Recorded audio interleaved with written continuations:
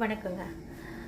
எதிர்க்கட்சி ஆனாலும் அவர் செஞ்ச ஒரு நல்ல விஷயத்தை நம்ம பாராட்டுறதுல தப்பில்லைன்னு நினைக்கிறேன். என்னென்னா, கலைஞர் ஐயா பேர் சொன்னதை குறித்து முதல்வர் வருத்தம் தெரிவித்தார். அதுக்காக அவர் வந்து நன்றி சொல்லியிருக்காரு. ஏற்றுக்க வேண்டிய ஒரு விஷயம். இன்னொன்று, விவசாயிகள் கடன் ரத்து பண்ணியிருக்காங்க. அதுவும் வந்து வரவேற்கத்தக்க விஷயந்தான். ஆனால் அது 75,000 அப்படிங்கிறது கிட்டத்தட்ட 1,00,000க்கு கீழே அனும்போது ஒரு 5,000 10,000 ஒன்றும் பெருசாக வராது. முழுசாக கடன் வாங்கின விவசாயிகள் பயன்பெறுவாங்க அப்படின்னு சொல்கிறாரு. அதுவும் ஏற்றுக்கப்பட வேண்டிய ஒரு விஷயந்தான். இன்னொன்று, கூட்டுறவில் அந்த ரிட்டையர்மெண்ட் பென்ஷன் வாங்குறவங்களுக்கு உண்டான விஷயங்களை பற்றி சொல்லியிருக்காரு. அதுவும் பாராட்டத்தக்க வேண்டிய விஷயம். அவர் இன்னொன்று சொன்னார், நல்லா கவனிச்சிங்களா? 100 நாள் நீங்கள் உட்காந்ததுக்கு இது ஒரு பிரயோஜனமாக இருக்கும்னு சொன்னார். அவரையும் அறியாமல் அவர் மனசுக்குள்ளே இருக்க அந்த உண்மை வெளியே வந்துருச்சு. எதிர்கட்சியினரே ஆனாலும் தலைவரை